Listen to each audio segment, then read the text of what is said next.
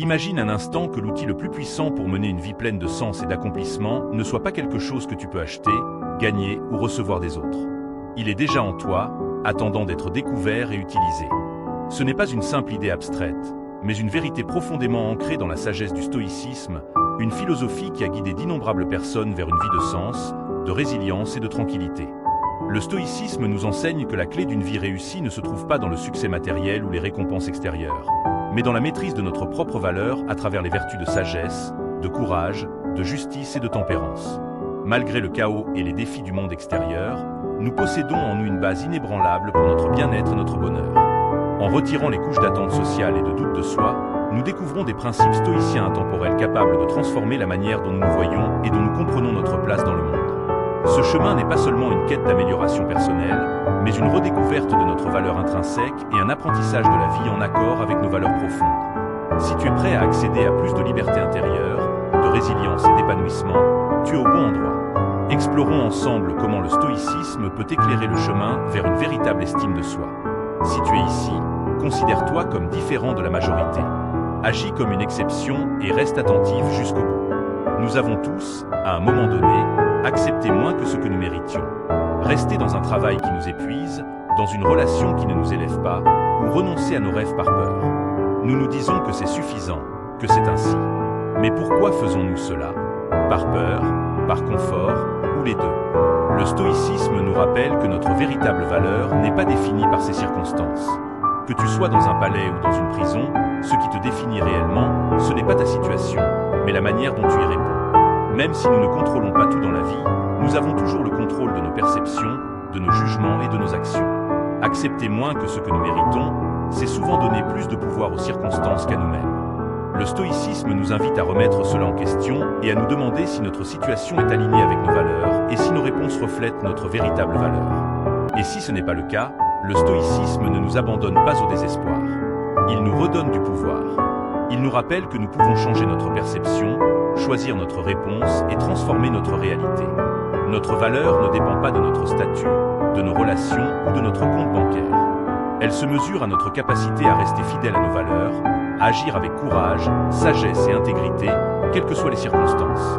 Il ne s'agit pas de se blâmer, mais de reconnaître le contrôle que nous possédons réellement.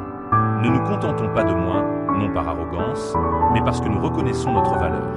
Répondons aux défis avec force et résilience. C'est ainsi que l'on ne se contente pas de vivre, mais que l'on s'épanouit pleinement dans l'esprit stoïcien. Le stoïcisme ne nous encourage pas à nourrir notre ego, mais à reconnaître honnêtement nos efforts et nos vertus. Reconnaître ses réussites ne consiste pas à flatter son orgueil, mais à honorer le travail, la discipline et la persévérance nécessaires pour y parvenir. Les vertus stoïciennes sont au cœur de chaque accomplissement. Lorsque tu réussis quelque chose, c'est souvent grâce au courage, à la sagesse ou à la tempérance que tu as exercé. Minimiser ces réussites ou les attribuer uniquement à la chance revient à sous-estimer les vertus mises en œuvre. L'approche stoïcienne consiste à trouver l'équilibre, reconnaître son effort sans arrogance, par honnêteté envers soi-même. Se donner du crédit n'est pas un acte d'ego, mais un respect de la vérité.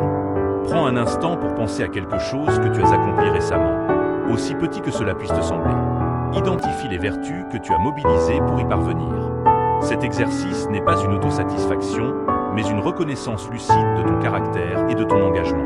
Cette pratique nous éloigne de la fausse modestie et nous apprend à apprécier sincèrement nos forces. Nous mettons souvent les autres avant nous-mêmes. Travailler tard, sacrifier notre temps, mettre nos rêves en pause. Cela peut sembler noble, mais se négliger constamment mène à l'épuisement et à la perte de soi. On ne peut pas remplir les autres quand on est vide. Le stoïcisme valorise le service aux autres, mais rappelle que prendre soin de soi n'est pas égoïste. C'est une nécessité. Pour être utile aux autres, nous devons être bien, physiquement, mentalement et intérieurement. Nos pensées, nos actions et notre bien-être sont sous notre contrôle. Le bien-être des autres ne l'est pas entièrement. En revanche, nous pouvons contrôler notre capacité à aider, à aimer et à soutenir, et cela commence par le soin de soi. Être reposé et équilibré nous rend plus patients, plus présents et plus efficaces pour les autres. Le soin de soi n'est pas un luxe, mais une responsabilité. Cela implique de prendre du temps pour ce qui nous ressource, de poser des limites et d'accepter de dire non lorsque c'est nécessaire, non par indulgence, mais par engagement envers notre meilleure version. Enfin, le stoïcisme nous invite à nous voir avec objectivité, reconnaître nos forces autant que nos faiblesses. L'humilité ne consiste pas à nier ses qualités, mais à les reconnaître avec justesse. Accepter un compliment n'est pas un signe d'arrogance, mais de lucidité. C'est reconnaître les vertus que nous incarnons et les efforts que nous avons fournis. Lorsque quelqu'un nous complimente, il voit souvent en nous quelque chose de vrai. Rejeter ces moments, c'est refuser une occasion précieuse de mieux nous connaître à travers le regard des autres.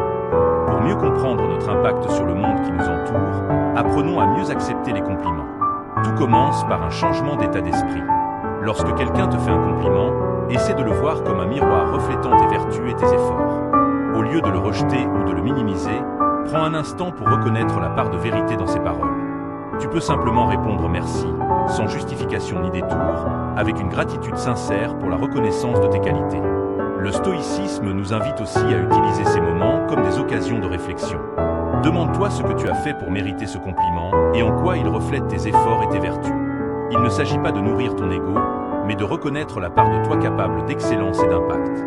As-tu déjà été face à un choix, apparemment simple, et pourtant incapable de décider? Cette hésitation, cette peur de faire le mauvais choix, va bien au-delà de l'indécision. Elle révèle souvent un manque de confiance en soi. C'est comme être debout au bord d'un plongeoir, savoir qu'il faut sauter, mais rester figé.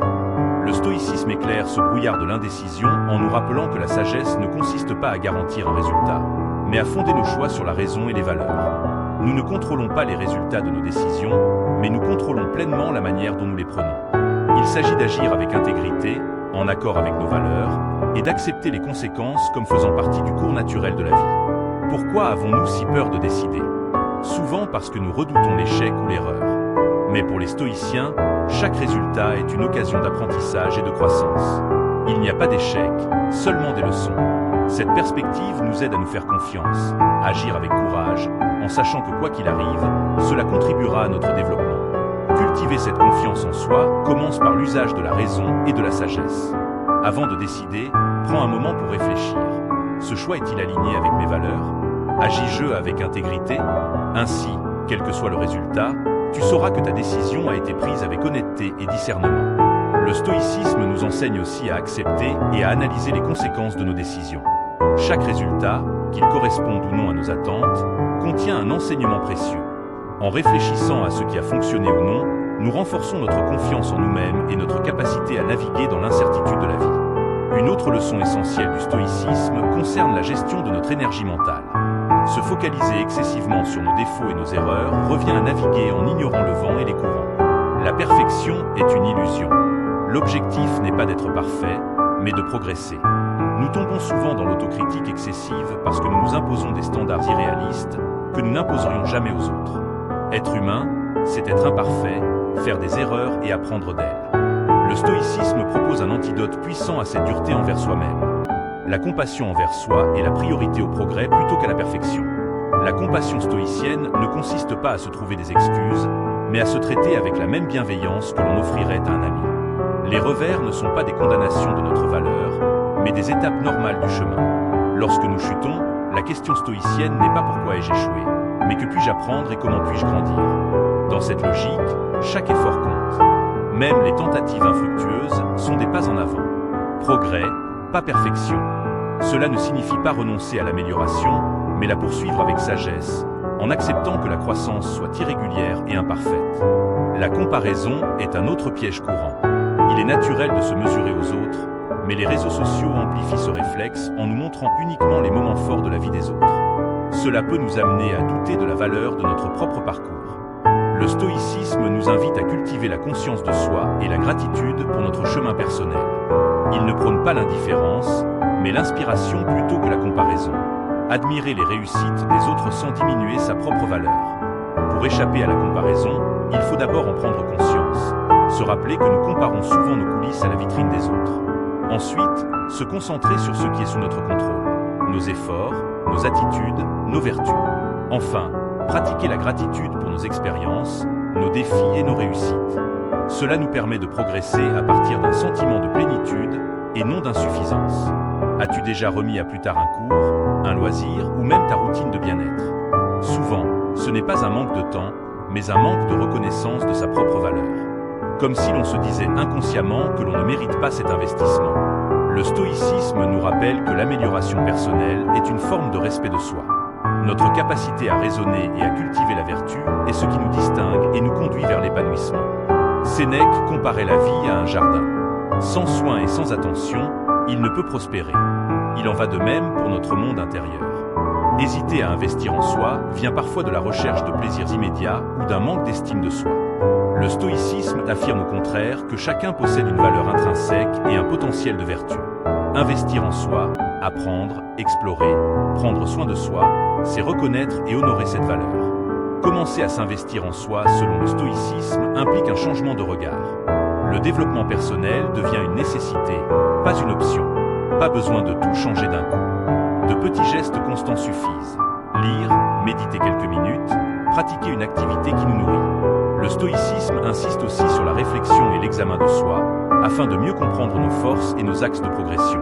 Enfin, les stoïciens croyaient en l'apprentissage tout au long de la vie. La sagesse n'est pas une destination, mais un chemin.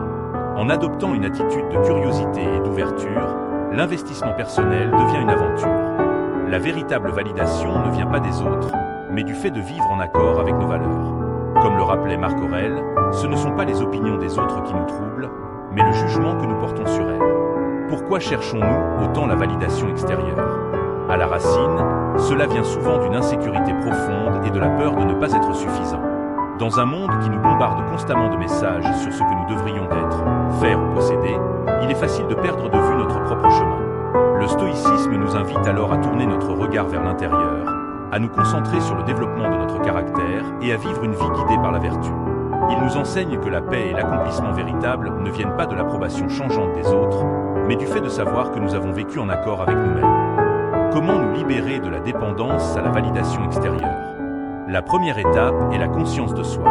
En observant nos tendances à chercher l'approbation, nous pouvons commencer à questionner nos motivations. Poursuivons-nous un objectif parce qu'il est aligné avec nos valeurs ou parce que nous attendons des applaudissements?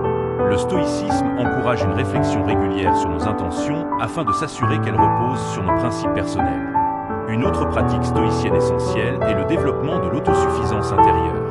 Il ne s'agit pas de s'isoler ni de devenir indifférent aux autres, mais de trouver la satisfaction en soi-même, en reconnaissant que nous sommes déjà complets. Épictète insistait sur l'importance de se concentrer sur ce qui dépend de nous et de lâcher prise sur ce qui n'en dépend pas.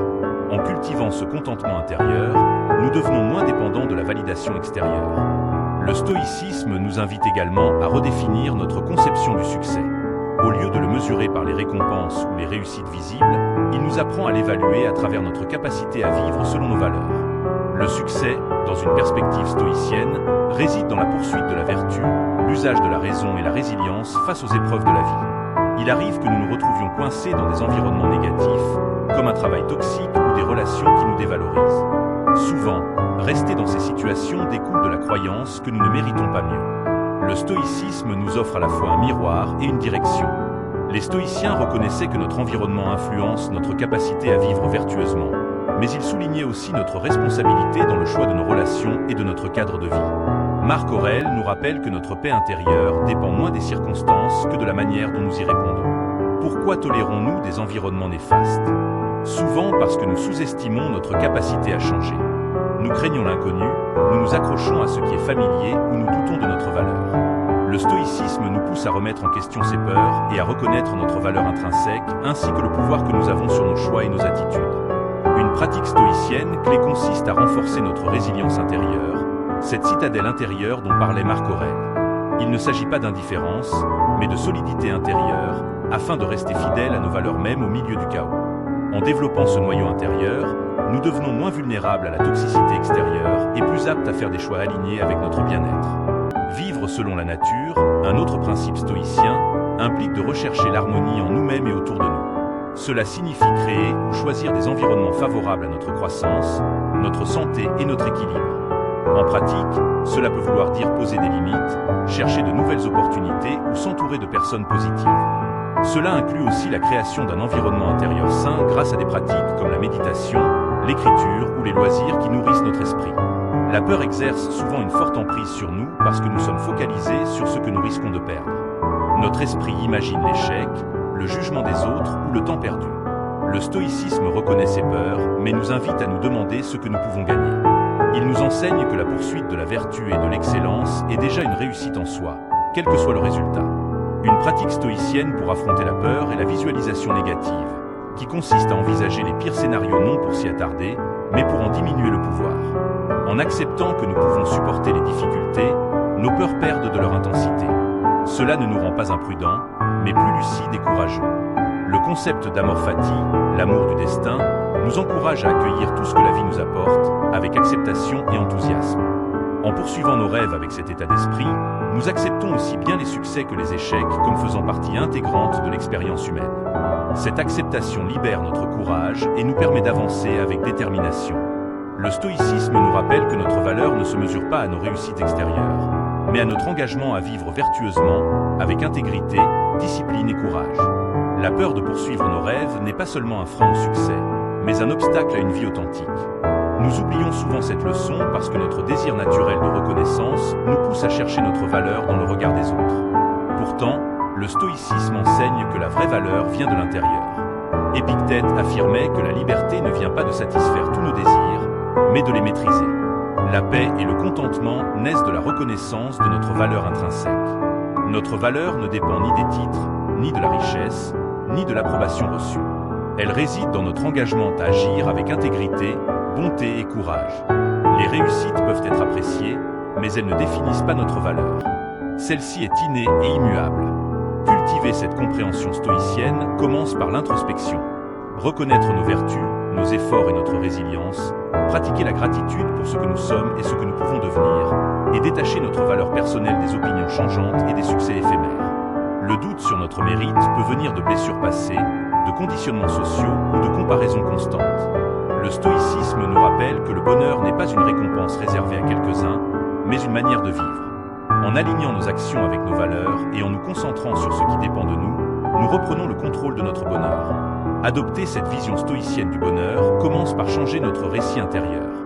Le bonheur n'est pas conditionné par la perfection ou la validation extérieure, mais par la pratique quotidienne de la vertu et l'appréciation du moment présent. La gratitude nous aide à voir l'abondance déjà présente dans nos vies. Enfin, le stoïcisme reconnaît l'importance de la communauté. Le bonheur se nourrit aussi de relations sincères et de soutien mutuel.